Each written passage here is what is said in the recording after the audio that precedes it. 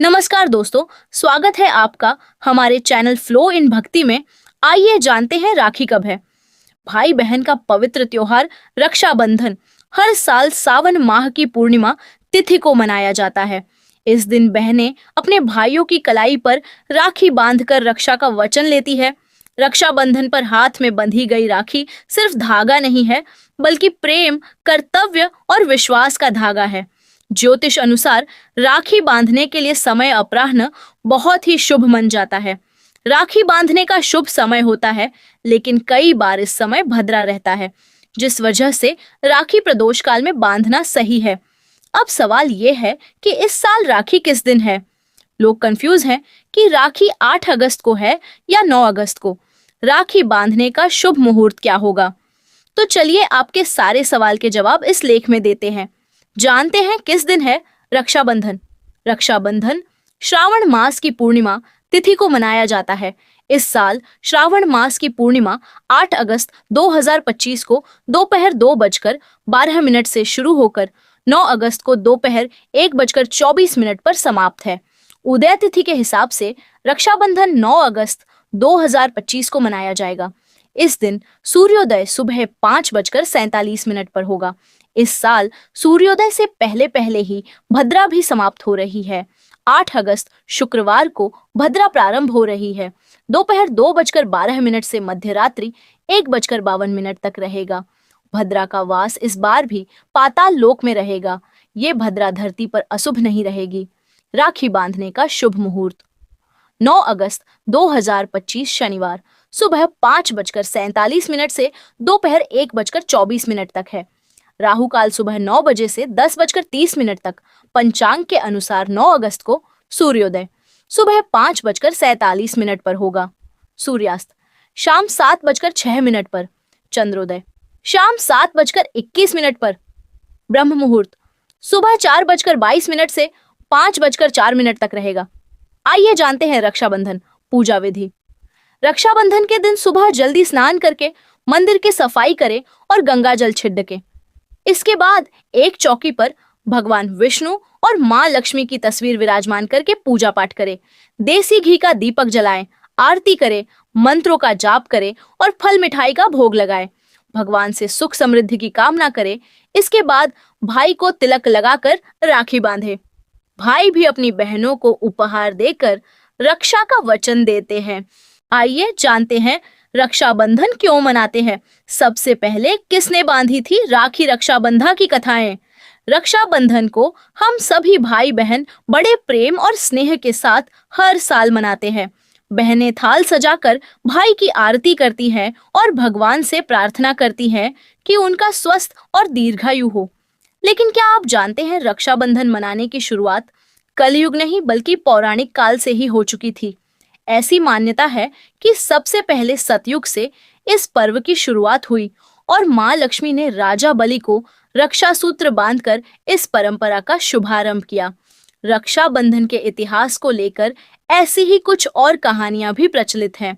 आज हम इन्हीं कहानियों के बारे में आपको विस्तार से बताएंगे। इंद्र और इंद्राणी का रक्षाबंधन। भविष्य पुराण की एक कथा में बताया गया है कि इंद्र देवता की पत्नी शुचि ने उन्हें राखी बांधी थी। एक बार देवराज इंद्र और दानवों के बीच में भीषण युद्ध हुआ था। जब दैत्य हारने लगे तो देवराज की पत्नी शुचि ने गुरु बृहस्पति के कहने पर देवराज इंद्र की कलाई पर रक्षा सूत्र बांधा था। तब इंद्र ने इस रक्षा सूत्र की शक्ति से स्वयं अपने और अपनी सेना के प्राण बचाए थे। आइए जानते हैं राजा बलि को मां लक्ष्मी ने कब बांधी थी राखी।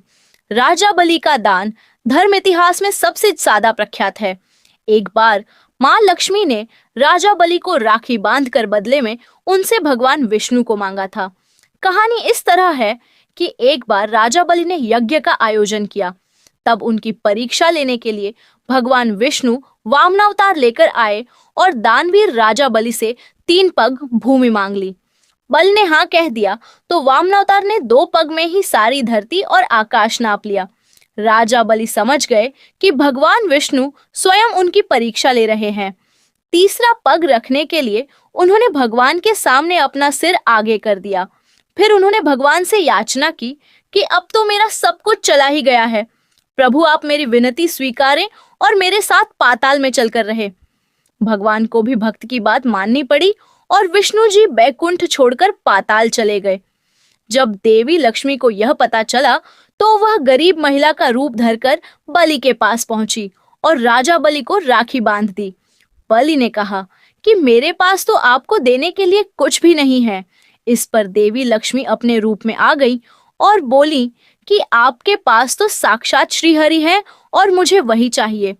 इस पर बलि ने भगवान विष्णु से माता लक्ष्मी के साथ जाने की विनती की। तब जाते वक्त भगवान विष्णु ने राजा बलि को वरदान दिया कि वह हर साल 4 महीने पाताल में ही निवास करेंगे। यह 4 महीने चरतुमास के रूप में जाने जाते हैं। द्रौपदी ने कृष्ण को बांधी राखी।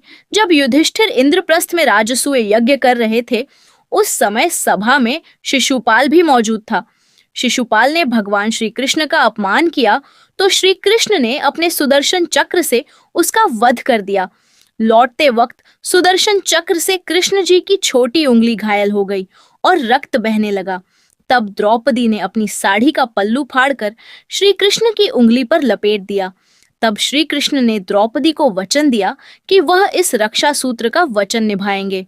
इसके बाद जब कौरवों ने द्रौपदी का चीरहरण किया तो श्री कृष्ण ने चीर बढ़ाकर द्रौपदी की लाज रखी। मान्यता है कि जिस दिन द्रौपदी ने श्री कृष्ण की उंगली पर साड़ी का पल्लू बांधा था, वह श्रावण पूर्णिमा ही थी। आइए जानते हैं कलयुग में हुमायूं और कर्णावती ने रक्षाबंधन को कैसे बनाया लोकप्रिय। मध्यकालीन भारत में यह पर्व समाज के हर हिस्से में मनाया जाने लगा। इसका श्रेय जाता है रानी कर्णावती को। उस वक्त चारों ओर एक दूसरे का राज्य हथियाने के लिए मारकाट चल रही थी। मेवाड़ पर महाराज की विधवा रानी कर्णावती राजगद्दी पर बैठी थी। गुजरात का सुल्तान बहादुर शाह उनके राज्य पर नजरें गड़ाए बैठा था। तब रानी ने हुमायूं को भाई मानकर राखी भेजी। हुमायूं ने बहादुर शाह से रानी कर्णावती के राज्य की रक्षा की और राखी की लाज रखी। तो ऐसे शुरू हुआ राखी का त्योहार। तो यह था आज का वीडियो। जानकारी अच्छी लगी हो तो वीडियो को लाइक, शेयर और सब्सक्राइब जरूर करें और कमेंट में हैप्पी रक्षाबंधन जरूर लिखें। जय श्री कृष्णा।